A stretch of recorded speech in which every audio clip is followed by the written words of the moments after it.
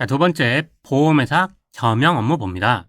자, 겸용 업무는요, 신고가 필요한 업무와 인허가 등이 필요한 업무 두 개로 나눠진다. 이제 요걸 한번 보고 생각하고 보시게요. 자, 신고가 필요한 업무는 자산 유동에 관한 법률에 따른 유동한 자산.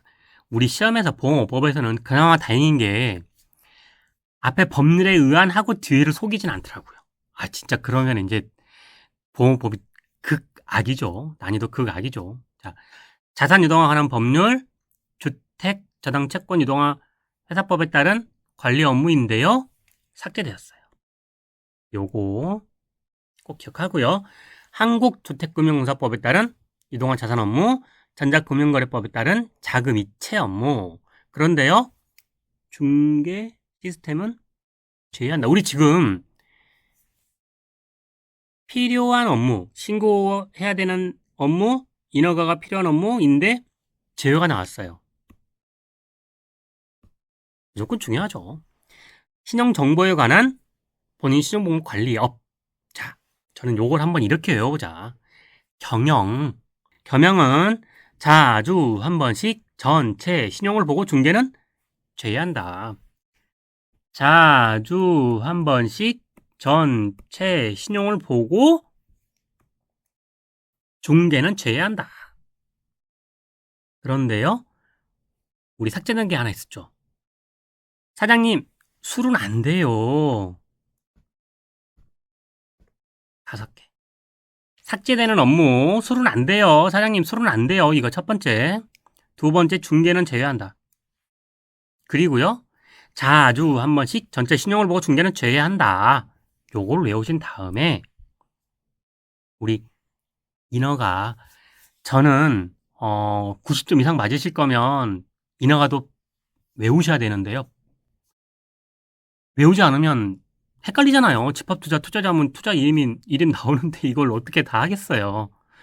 그래서 요 말씀을 좀 드려볼게요. 아까 말씀드린 술은 안 돼요. 삭제된 거 첫 번째, 중개 제외 두 번째, 그리고 신고가 필요한 거 5개 확실히 외우고 인허가도 보자. 자, 기출 보겠습니다. 업법상 회사는 금융 관련 법령에서 정하고 있는 금융 업무로서 해당 법령에서 보험회사가 할 수 있도록 한 업무를 겸용할 수 있다. 이에 해당하는 업무가 아닌 것은 겸용은 자주 한 번씩 전체 신용을 보고 중개는 제외한다. 그런데요, 술은 안 돼요. 술주자, 주택 안 됩니다. 단골이에요. 자주 한 번씩 전체 신용을 보는데 중개는 제외한다. 중개는 제외한다. 전체 신용을 보는데요, 중개는 제외한다. 자, 우리 겸용 업무에서 한번 없이 한번 해볼까요? 경영은 자주 한 번씩 전체 신용을 보고 중개는 제외한다. 그런데요, 술은 안 돼요. 주는 안 돼요. 자, 구분 회계 처리 업무 보는데요. 우리 겸용 업무에서 술은 안 돼요. 하셨잖아요. 먼저 요거 하나 기억하시고요. 자, 그러면 겸용 업무나 구분 회계 처리나 뭐가 빠져요? 주택저당 채권은 해당 안 됩니다. 자, 우리 회계 처리를 하는데 이제 회계사들이 예를 드는 겁니다. 회계사들도 영업이니까 이제 자기들 PR을 해야 될 거 아니에요. PPT를 할 때. 자, 사장님, 구분 회계는 중요합니다. 업법상 정해져 있잖아요. 자, 자주한 자신에게 일임하십시오. 그런데요, 술은 드시면 안 됩니다. 자주 한 번씩 자신에게 일임해라. 내가 책임지고 구분회계 처리해주겠다. 그런데요, 사장님 술 드시면 안 됩니다. 2019년 기출문제 보겠습니다. 보험회사가 다른 금융업무 또는 부서 업무는요 1000분의 1 또는 10억 원 중 많은 금액에 해당하는 금액 초과한 업무만 해당한다.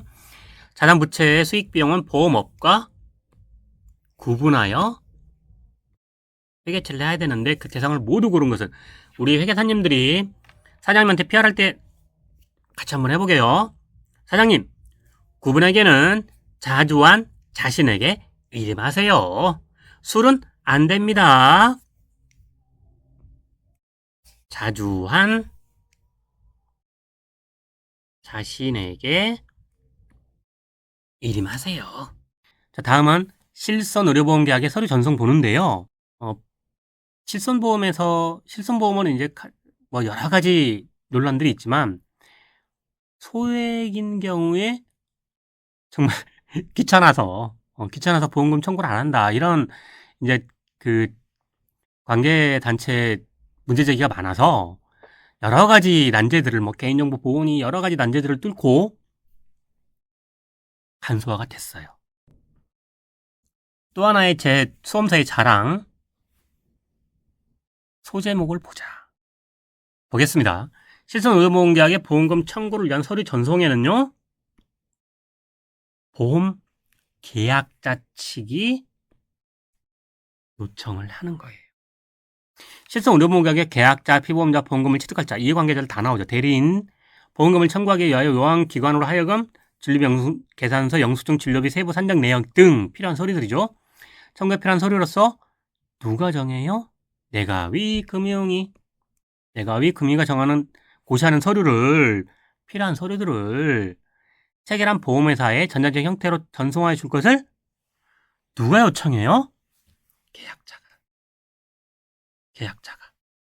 요거 계약자가 요청하지 않는데 병원에서 임의로 한다? 택도 없는 소리죠. 요걸 보자라는 말씀이에요. 그러면은요, 요양기관은 요청을 수용해라. 계약자 측의 요청을 받은 요양기관은 정당한 사유가 없으면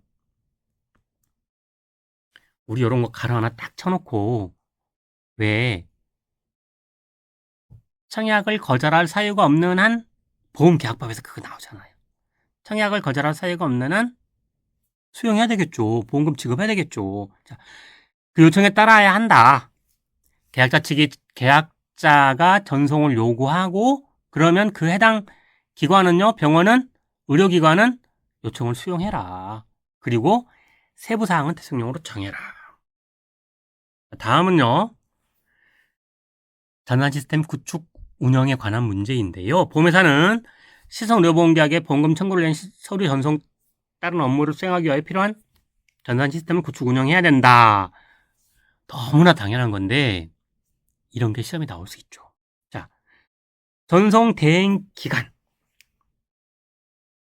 위탁을 하거나 직접 할 수 있다. 구축 운영에 따른 업무를 공공성, 보안성, 전문성 등을 고려할 특성으로 정하는 전송 대행 기간에 위탁하거나 직접 수행할 수 있다. 결론은요, 위탁만 하거나 직접 해야 되거나 아니다. 둘 다 할 수 있다. 요건 시험에 나오면 칙하죠. 자, 비용은 누가 부담해요? 사용자 부담 원칙, 계약자, 편의를 위해 계약자가, 요구에 계약자 너를 위해서 네 보험료, 보험금 청구하는 거니까 네가 내세요? 택도 없는 소리죠. 상법에서는 우리 증권에 재교부할 때 멸실 훼손되면 그 비용 누가 내요? 계약자. 하지만 현실은 전혀 그렇지 않다. 증권 보내주세요. 그러면 네, 고객님하고 보험회사 비용으로 제작하고 보험회사 비용으로 발송해 줍니다. 자, 그런데 이건 보험회사예요. 자, 전산 시스템 비용 부담회사, 보험회사가 부담한다. 너무나 당연한 얘기죠. 업무 외에 사용하거나 보관하면 안 된다. 필요한 사항은 누가 정하여 고시한다? 내가위 금융위. 자, 우리 실손보험 요것만 기억해보게요. 첫 번째, 계약자 측이 요청한다. 그러면 요양기관은 그거 수용해야 한다. 정당한 사유가 없으면 수용하세요. 그리고 보험회사는 전송대행기관을 위탁하거나 직접 수행할 수 있고 돈은 누가 내요? 보험회사 네가 내세요. 업무 외적으로는 사용하거나 보관하면 큰일 나요. 누가 정해요? 내가위 금융위. 자, 세 번째, 보험협회 정관으로 정한 업무. 보겠습니다. 저는 이제 이걸 공부를 하실 때, 6개 있으면은, 저도 그랬지만 우선 6개부터 눈이 가거든요. 그러지 말고요. 첫 번째는 정관으로 정한 업무다. 그리고 6개를 힘 닿는 데까지 보는 겁니다. 자, 이건 개정이 되었던 부분이어서 한 번 더 눈여겨보시기 바랍니다. 첫 번째, 보험회사 간의 건전한 업무 질서 유지. 자율로 하겠다는 거죠. 보험협회가 보험회사들이 설립한 거잖아요. 자, 회사 등이 지켜야 할 규약의 제정, 규약의 제정 개정, 그리고 요 부분이 이제 개정되었는데요. 보험회사 간 분쟁의 자율 조정 업무를 하겠다. 자율 조정. 그리고 비교 공시, 정부로부터 위탁받은 업무, 부수 업무. 네, 자, 손해사정 봅니다. 보험회사는 손해사정을 고용하여 보험사고에 따른 손해액 및 보험금의 손해사정에 관한 업무를 담당하게 하거나 고용하거나 손해 또는 손해사정 업자를 선임하여 건물을 위탁하여야 한다. 그런데요, 업무 위탁 예외는요, 외국에서 발생하면 어떡할 거예요? 외국. 나갈 수 있죠. 뭐 비행기 타고 배 타고 가면 못 가는 데가 어디 있겠어요. 하지만 배보다 배꼽이 클 수 있잖아요. 그래서 자, 우리 업무 위탁 예외. 외국. 두 번째요. 누가 정하면 돼요? 내가 위 금융위. 계약자 등이 금융위가 정하는 기준에 따라 손해사정을 따로 선임한 경우로서 보험회사가 이에 동의하면 업무 위탁을 예외로 할 수 있다. 두 가지. 네. 다음은요. 계약자 등의 손해사정 선임 동의. 계약자 등이 손해사정자를 선임하려고 보험회사 알리는 경우에 보험회사는 그 손해사정사가 금융위가 정하는 손해사정 선임에 관한 동의 기준을 충족한 경우에 이에 동의하여야 한다. 보험회사는 동의해라. 자, 요거 한번 볼게요. 4번과 5번 제가 다른 제 자랑은 안 하는데 보험밥 많이 먹은 거는 뭐 당연한 거니까요. 근데 제가 이 수험서 작성할 때 준비할 때 정말 소제목에 신경을 많이 썼다. 한번 볼까요? 보험회사가 손해상을 직접 수행할 때 우리 고용하거나 위탁한다고 그랬잖아요. 직접 수행하거나 위탁할 때 준수사항이 나눠져 있어요. 그래서 요거는 좀 구분해서. 근데 직접 수행하면은 그 해당되는 거고 위탁할 때는 다른 사람이 하는 거잖아요. 네가 좀 대신해. 그러니까 그렇게 한번 이해를, 그런 취지에서 업무들이 갈라지니까. 자, 손해사정 고용하여 당연히 직접 수행할 때는 손해사정 고용해야 되겠죠. 그리고요, 고용한 손해사정자 평가 기준에 대한 보험금 삭감을 유도하는 지표를 거의 기껏 고용해놓고 보험금 삭감을 유도하면 되겠어요, 안 되겠어요? 그러니까 우리 보험업법은 보험회사를 어떻게 본다? 지도하고 감독하겠다. 지속적으로. 네, 이걸 두시면 돼요. 손해사정서를 작성한 경우에는 지체 시 대승이 정하는 바에 따라 계약자, 피보험자, 청구권자의 손해사정서를 내어주고 그 중요한 내용을 알려줘야 된다. 작성한 경우에는요. 그 밖에 필요한 사항은 누가 정해요? 내가 위, 금융위. 자, 직접 수행할 때는 고용하고 그 고용 손해사정사가 보험금 삭감 이런 거 유도하게 하면 안 돼. 그리고 손해사 작성한 경우에는 지체 없이 내어줘야죠. 알려줘야 되는 거죠. 그리고 나머지 필요한 것들은 누가 정해요? 내가 위, 금융위가 정한다. 자, 그럼 이제 고용이 아니고 직접 수행하는 게 아니고 고용에서 직접 수행하는 게 아니고 위탁을 했어요. 자, 볼까요? 사장사, 손해사정사 또는 손해사정업자 선정 기준 등 대승적으로 정하는 사항을 포함한 업무 위탁 기준을 마련해라. 위탁을 하는데 막말로 이해관계자, 아는 사람들 뭐 부탁으로 이건 사장님 친구분인데 이거 뭐 전무님 이런 거 하지 마라. 업무 위탁 기준을 마련하고 이에 준수해라. 전체 손해사정 업무 중 일정한 비율을 초과하는 손해사정 업무를 자회사. 감독원에서 바라보는 가장 지금 문제 중에 하나가 이 자회사예요. 또 자회사가 상당한 업무들, 그러니까 쉽게 얘기해서 네가 보험금 청구했는데 네가 심사를 네가 그 자회사가 하면 돼? 안 돼. 이 문제라는 거예요. 이렇게 보시면 돼요. 자회사인 손해사정업자에 위탁하는 경우에는 결과를 이사회에 보고하고, 자, 누구한테 보고해요? 이사회. 저는 이제 그 이사회 하는 거하고 이제 이렇게 봤습니다. 대내, 대외. 자회사에 하는 거는 어떻게 보면 업무인 거잖아요. 그래서 그건 대내다. 그럼 대내 회사의 의결기구 이사회 보고하고 대신 홈페이지에 공시해라. 그 밖에 필요한 사항 또 누가 나와요? 내가 위 금융위, 내가 위 금융위. 자, 직접 수행하는 건 고용하고 삭감 유도하면 안 돼. 그리고 손해사 작성하면 즉시 이해관계자 나눠줘. 그리고 내가 위 금융위가 고시하는 사항 해. 그리고 위탁하는 경우에는 업무 기준 마련하고 준수하고 자회사에는 일정 비율 그리고 이사회에 보고하고 마찬가지로 나머지 사항들은 내가 위 금융위가 정하는 사항을 준수해라. 보험회사가 손해배상 업무 위탁할 때 금지 사항이에요. 우리 조금 전에는 뭐였죠? 준수사항. 이건 지켜야 돼. 라는 거고요. 아예 하지 마. 딱 정해놨어요. 그럼 어때요? 중요하겠죠.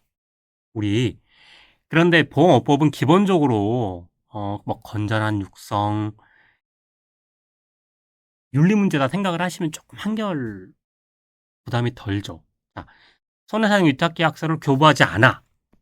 안 되죠. 교부해야겠죠. 그러니까 금지사항이죠. 위탁계약상 계약상을 이행하지 아니하거나 위탁계약 정한 업무 외의 업무를 강요해. 하면 되겠어요? 안 되겠어요? 안 되죠. 정당한 사유 없이 손해사정사 또는 손해사정업자가 요청한 위탁계약 해지를 거부해. 약간 좀 비슷한 게 보험설계다. 벌써 여기 딱 보험설계다 깨우쳤으면 정말 무조건 합격하십니다. 혹시 여기까지 기억이 연관이 안 된다? 시험장 가서 정답 골라내시면 돼요. 저는 1차든 2차든 하나만 안 하면 돼요. 아시죠? 포기. 네, 할 수 있습니다. 자, 손해사정 업무를 위탁받은 손해사정사 또는 손해사정업자에게 지급하는 수수료의 전부 또는 일부를 정당한 사유 없이 지급하지 않아. 안 되죠. 수수료 줘야죠. 정당한 사유 없이 항상 정당한 사유가 들어갑니다. 지급한 수수료 환수해. 트집을 잡아서 막 손해사정사가 말을 안 들어. 자기들 소위 이제 좀 표현이 그렇지만 네, 천박합니다. 합격하시면 됩니다. 입맛대로 안 돼. 그러면 자꾸 뭐 교부하지 않고 업무 강요하고 막 해지 거부하고 수수료 잘 안 주고 존 수수료 환수하고 안 된다는 거예요. 손해사정을 보험회사 유리하도록 손해사정 또는 업자의 강요에 그리고 손해사정사 우리 보험 계리사 봤잖아요. 손해사정사 누가 시험은 주관해? 이제 나왔어. 금융감독원 이 시험을 주관해. 그런데요 등록은 누가 해? 요게 이제 헷갈리죠. 내가 위 금융위에 등록해야 한다. 손해사정사는 금융위가 정하는 바에 따라 업무와 관련된 보조인을 둘 수 있다. 손해사정사 교육 보겠습니다. 손해사정사의 권리와 의무 이런 것들을 좀 명확히 했다. 그걸 염두에 두시고 보게요. 이제 보조인을 두도록 했으니까 보험회사 및 손해사정업자는 소속 손해사정사에게 손해사정 교육을 해야 한다. 근데요, 보조인을 포함한다. 그리고요, 개인인 손해사정업자는 교육을 받아야 해요. 그런데요, 보조인도 포함한다. 보조인 손해사정사 다 교육받아라. 자, 손해사정업법입니다. 손해사정을 업을 하려는 자는 누구한테 등록해요? 내가 위 금융위. 그리고 업을 하려는 자는 법인은 그리고 이걸 물어봐요. 상근 손해사정사인데요. 몇 명? 2명이요. 그런데요. 보험 계리사는 한 가지잖아요. 자격증이 변호사 한 가지고. 근데 손해사정사는요. 나눠져 있어요. 업무가. 이 부분에 대해서는 여러 가지 논란들이 있는데 우리 지금 시험에서는 이것만 기억하시게요. 손해사정사는 나눠져 있네? 손해사정사 구분에 따라 수행할 업무의 종류별로 이때는 또 한 명 이상 각 섹터별로 한 명, 업무별로 한 명. 법인은 총 2명인데 신체 재물하고 싶으면 각각 한 명씩. 그리고 요게 가끔 시험에 나와요. 수수료를 내는데요. 누가 정해요? 총리령. 우리 항상 내가 위 금융위 그리고 대통령령으로 정한다. 그런데요. 총리령으로 수수료는요. 이렇게 생각해요. 수수료 뭐 얼마 안 돼요. 합격하시면 아무 부담 없어요. 총리령으로 정하는 수수료를 내야 한다. 그리고요. 대통령으로 정하는 사항을 금융위가 정하는 바에 따라 공시해라. 거듭 말씀드리지만 뭐 찍으라는 게 아니에요. 정말 모르는 문제 나오면 그때는 이제 확률 높은 거를 찍어야 되겠죠. 그럴 때 뭐 금융위원회, 금융감독원, 소비자보호원에 뭐 나오면 내가위, 금융위. 자, 그리고 기타 필요한 사항은 대승용으로 정한다. 자, 기출 봅니다. 손해사정을 어불하는 법인은 몇 명이요? 2명. 그리고 금융위는 손해사정 또는 업자가 직무를 게을리하거나 직무를 수행하면서 부적절한 행위를 했다고 인정되는 경우에는 우리 보험 설계사도 받습니다. 손해사정 업자는 등록일로부터 1개월 이내에 업무를 시작해야 한다. 저도 등록하고 1개월 이내에 업무를 시작해야 한다. 그러는데 그럼 이걸 누가 어떻게 증빙하지? 그냥 업무 개시해. 이런 거예요. 다만 불가피한 사유가 있다고 인정하는 경우에는 그 기간을 연장할 수 있다. 자, 이제 요런 부분들이 이제 조금 더 명확히 했다라는 건데 유사명칭 사용 금지해라. 요거 하나는 기억하게. 손해사정사나 업자가 아닌 자는 손해사정사, 손해사정업자, 이와 유사한 명칭을 사용하지 못한다. 자, 손해사정사, 손해사정업자의 업무를 딱 정해놨어요. 손해발생 사실의 확인, 보험약관 관계법규 적용의 적정성 판단, 약관이나 관계법규 적정성 판단, 손해액 및 손해보험금의 사정. 그래서 손해를 사정하는 거죠. 요거 하나 기억하게. 업무와 관련된 서류의 작성, 제출의 대행. 왜냐면, 그러면 이게 어디까지냐. 이제, 요거는 그냥 잠깐 말씀드리면, 뭐, 보험금 청구서는 작성할 수 있냐? 그러면 뭐, 더 할 수 있나? 이런 것들이 이제, 변호사, 이해관계가, 저는 없다고 크게 많지 않다고 보는데, 아무튼, 이게 이제, 그, 영역 논란이 좀 있어요. 그래서 이게, 법원까지 갔습니다. 그래서 요 4번은 좀 기억하시라고. 업무와 관련된 서류 작성, 제출의 대행, 요구는 할 수 있는 업무예요. 그리고 보험회사의 의견의 진술. 자, 손해사정서 교부 및 설명 의무. 보험회사가 선임하는 손해사정사. 자, 한번 또 제가 다른 뜻이 아니고 양이 조금 법책 많아요. 계약법은 특히 더 많죠. 이론서들 막 참조를 하는 책들은 이론이 위주고 조문은 진짜 참고 조문 이렇게까지 나와요. 근데 저는 객관식 시험에서는 전 어떤 법률 전문가가 말씀하셔도 저는 객관식 법조문 시험에서는 객관식 법 시험에서는 법 조문이 우선이다. 자, 그래서 보험회사가 선임하는 선임 손해사 계약자가 하는 거 이렇게 나눠진다. 한번 볼게요. 보험회사가 선임하는 손해사정사, 보험회사로부터 손해사정 업무를 위탁받은 손해사정사는 업자는 업무를 수행한 후에 작성한 경우에 어떻게 했어요? 지체 없이 이해관계자에게 내어주고 중요한 내용을 알려줘야 한다. 교부 의무가 이렇게 또 되어 있어요. 자, 그럼 계약자가 선임한 거는요. 마찬가지로 보험회사 및 계약자 등에 대해서 내어줘라. 누가 선임을 했든지 간에 손해사정사 혼자서 보험회사하고 짬짬이 안 된다. 자, 우리 금지행위가 나왔어요. 아까 업무가 나왔잖아요.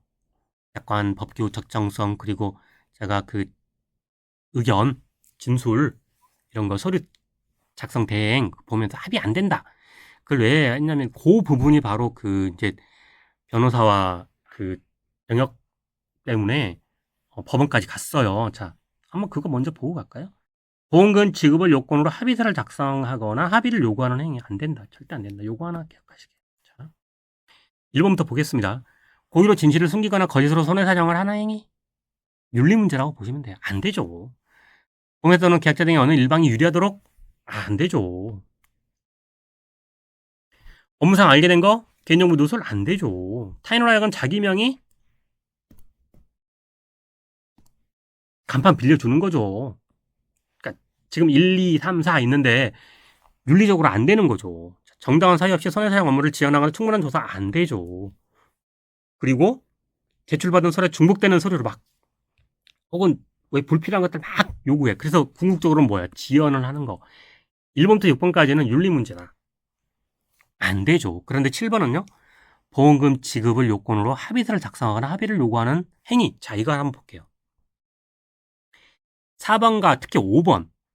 업무와 관련된 서류의 작성 제출의 대행 그리고 의견의 진술.